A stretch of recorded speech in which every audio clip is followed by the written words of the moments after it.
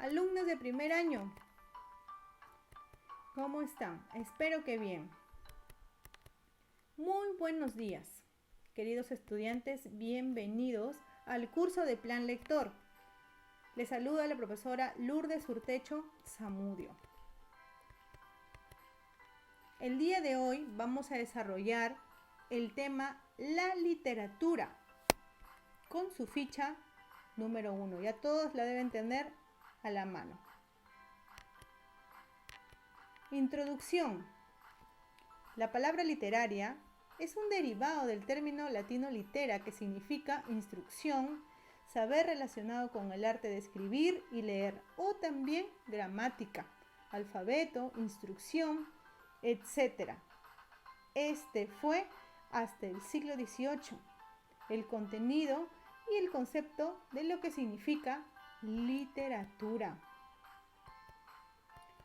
Definición. La literatura es un hecho cultural, comunicativo y social muy complejo. Funciona en el interior de un contexto sociocultural.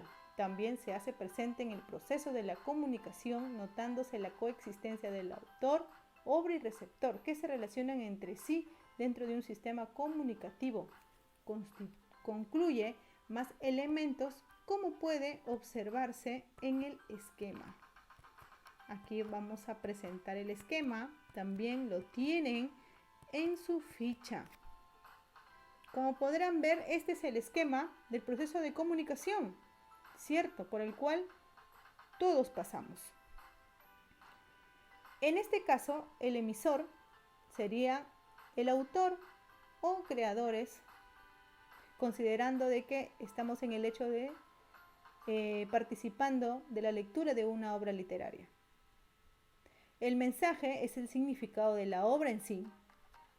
Los receptores son los oyentes o los lectores. En este caso, como estamos hablando de una lectura de una obra, serían los lectores.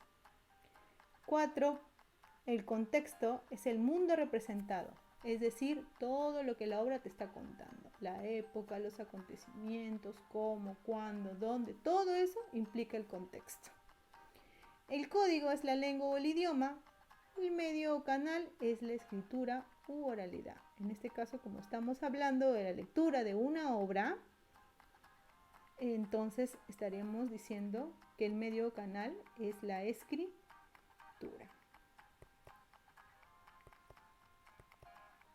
Funciones de la literatura. Las funciones de la literatura han ido variando dependiendo de los gustos de la época de la sociedad, pero siempre se han mantenido como principal función de la literatura la estética, que se caracteriza por producir emoción y placer en el ejercicio de la lectura. También son funciones de la literatura la recreativa, divierte, la pedagógica, enseña y transmite valores, entre otros.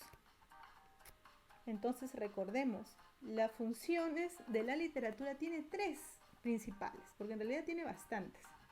Acuérdate bien, la estética, recreativa y pedagógica.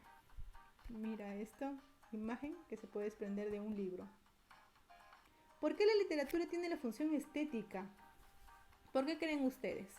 La estética, esa palabra tiene que ver con lo bello, con lo hermoso, ¿cierto? ¿Por qué decimos que la literatura tiene esta función? Porque la literatura utiliza el lenguaje para crear obras de arte, donde forma y contenido se conjugan para presentar un texto que, gracias a su belleza, causa placer estético. O sea, da gusto da leer. ¿Por qué la literatura tiene la función recreativa? Porque la literatura es vista como una forma de distracción, como una evasión de la realidad habitual, así que la literatura busca producir efectos de juego y entretenimiento. Ya les ha de haber pasado que al momento de estar leyendo, a veces hasta uno sueña con lo que está leyendo. La literatura te traslada a lugares, a cosas inimaginables, indescriptibles que nunca vas a conocer. Por eso la importancia de siempre leer. A veces recomiendo un libro, dicen, mejor lo veo, ¿no? En película. No, la imaginación es ilimitada. En cambio, en película definitivamente no te va a dar la misma sensación que te da el hecho de leer un libro. ¿Por qué la literatura tiene la función pedagógica?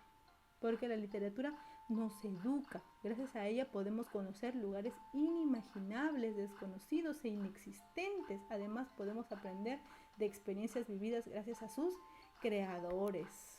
Claro que sí, la literatura nos lleva a conocer grandes cosas. Y aquí les traigo una demostración de ello. He sacado un fragmento literario de un libro que se llama Metamorfosis, donde cuenta la historia de dos personas, Eco y Narciso. Júpiter, con los ojos vendados, jugaba a la gallinita ciega con un grupo de ninfas. Eco hablaba con Juno, era la reina de las charlatanas. Esta estaba entreteniendo a Juno para que no viera qué hacía Júpiter. Pero Juno descubrió el engaño y la castigó quitándole la voz y le dijo que nunca más podría hablar si antes no le hablaban a ella y que solo podría repetir las últimas palabras que le dijeran. Un día Eco se enamoró de un muchacho, pero como no podía hablar se limitaba a seguirlo. Narciso se percató de que alguien la seguía y a cada pregunta que hacía, como respuesta se encontraba con sus últimas palabras. Eco salió de su escondite y le abrazó, y él la rechazó y le dijo que antes la muerte a que ella pudiera tocarle. A Eco esto le afectó mucho, dejó de comer y finalmente su cuerpo se convirtió en roca y desapareció. Pero su voz perduró. Muchas fueron las mujeres que se enamoraron de Narciso, pero él solo se quería a sí mismo. Un día se vio reflejado en un manantial y se enamoró de sí mismo. Se sumergió en el agua en busca de su amor, que era él mismo, y ya nunca apareció. En ese mismo lugar nacieron unas nuevas flores blancas a las que hoy en día llamamos narcisos.